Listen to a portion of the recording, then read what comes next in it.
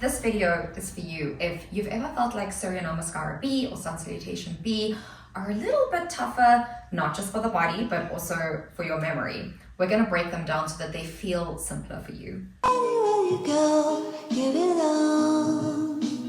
First, why do we do sun salutations? Well, you could say that they're a really great warm-up for the body before we start doing things like standing balancing poses, which there is one of which in a Surya Namaskar B, but not in a Sun Salutation A. But as with everything in yoga, it goes deeper than that. So according to the Rig Veda, which is a really important text from yoga's history and roots, the Surya, or the sun, is where all life force comes from. And it's the soul of not just animate beings like ourselves, but also inanimate objects. So when we do our sun salutations, we're greeting the sun itself, the inner sun within ourselves, because like the Rig Veda says, all objects have the soul or sun.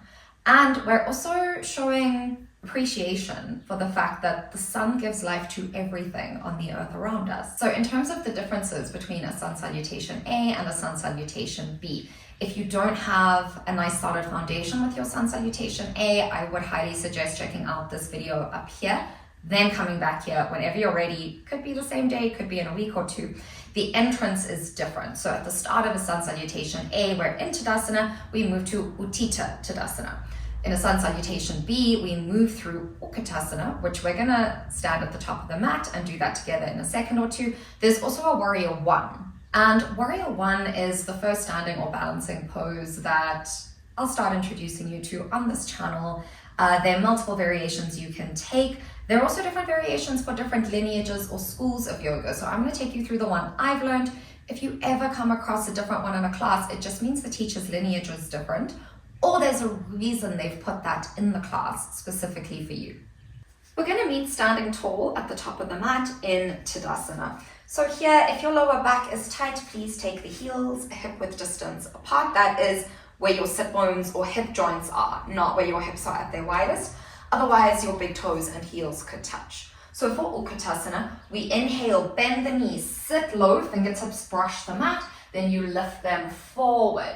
Either the wrists are in line with the shoulders, or if you can, press the palms together actively through the palms and fingertips. Now imagine elbows shining up to the sky.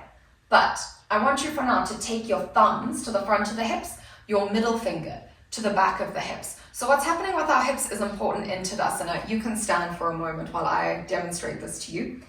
If you want a very much tucked to the tailbone, you might feel that gets the back of the glutes.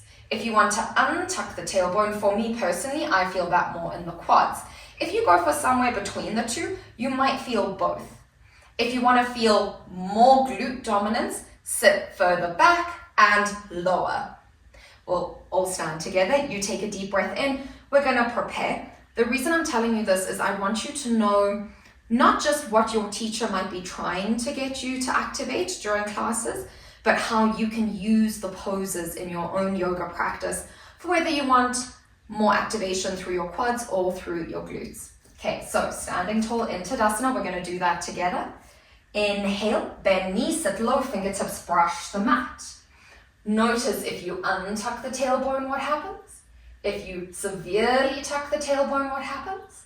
If you take it to the middle, and then if you sit a little lower and back. Another breath in here, press the knees together. Exhale, hands come to the mat, forward fold. Bend the knees as much as you need for fingertips to go towards the mat. Maybe you can have the start of the palm or the heel of the hand going down, forward fold. Inhale, finds halfway lift, fingertips to the thighs, the shins or the mat. And as you exhale, palms come to the mat, we'll step right foot back, followed by the left, high plank. You have the option of an Ashtangasana, otherwise roll forward on the big toes. Let's take a half chaturanga, knees to the mat, elbows into side body. Inhale, tops of the feet on the mat, thighs lift off, shoulders above wrists, upward facing dog. Now exhale, draw the toes towards you, lift the hips up high, flip the feet over one at a time or roll over them, downward facing dog. Breath in, right foot comes forward between the hands. You can use the right hand to help the foot forward. Now drop your left foot at a 45. We're going to rise up and we'll pause here for longer than one breath, warrior one. So checking out your right knee, bend it far forward, at least over the ankle if you can. Now look to your back left foot. If you feel like there's twisting or torquing in this left knee, you're going to step that foot out to the side. It could go to the long edge of the mat, even off the mat until you don't feel that twisting or torquing.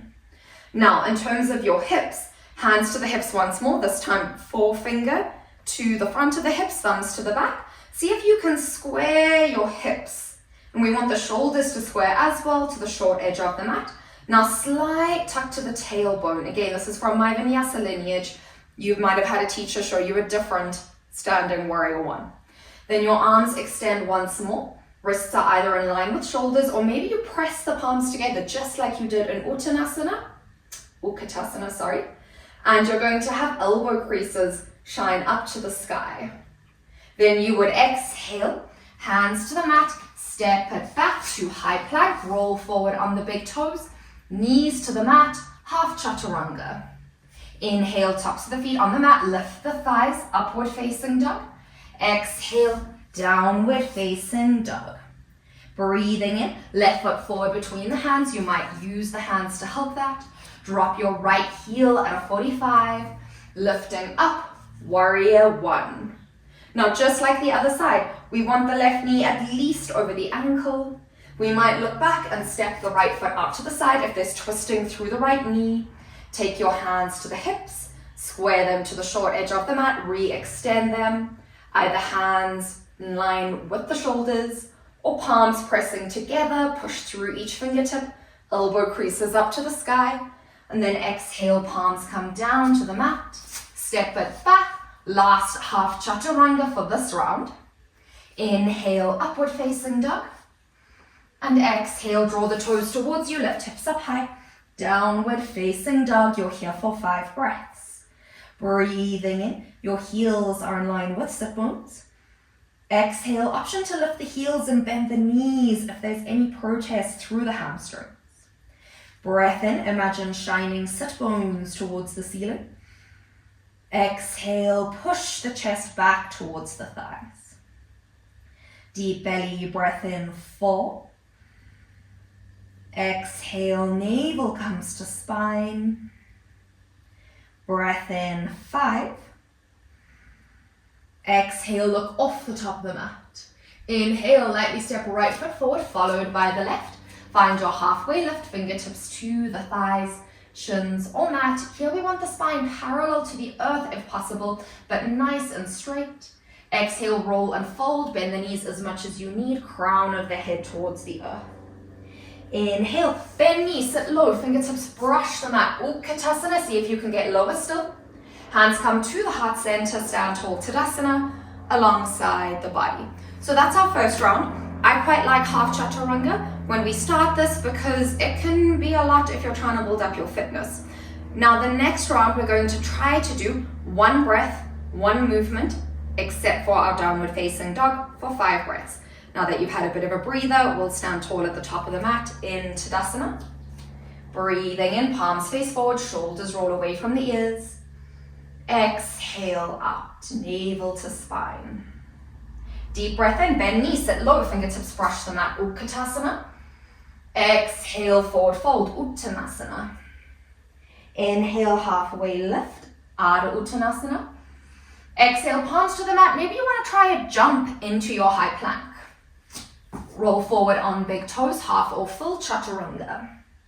Inhaling, upward facing dog, and shoulders come above wrists. Exhaling, downward facing dog, option to lift the feet one at a time. Inhale, come to find warrior one. Step right foot forward, drop left heel, shoulders above hips, soft tuck to tailbone. Exhale, chaturanga, hands back to the mat, hinge forward on big toes. As you bend the elbows, take them to the side body. Inhaling, upward facing dog. Exhale, downward facing dog. Inhale, left foot forward between the hands, right heel flat. We lift up, warrior one. Exhale, last chaturanga for this round. Inhaling, upward facing dog. Exhale, lift up and over, downward facing dog. We're here for 5. Breathing in, looking between ankles, knees, or navel. Exhale, check where your heels are placed. Breath in, remembering you can bend the knees at any time. Exhale, push the chest back towards the thighs. Deep belly breath in, 4. Exhale, navel to spine. Last breath here, 5. Now exhale, look off the top of the mat, slightly step the feet in, spring load the legs. We're going to inhale, land as lightly as we can in a halfway lift. And exhale, roll and fold. Inhale, bend knees, sit low, fingertips brush the mat. Utkatasana. Hands come to heart center and alongside the body. There is also a video where we do 4 Sun Salutation Bs all together, but remember, you can always reference this one. If you learned anything new or you have any questions, please let me know in the comments. I would love to see you again, and as always, thank you for letting me guide you through this part of your practice.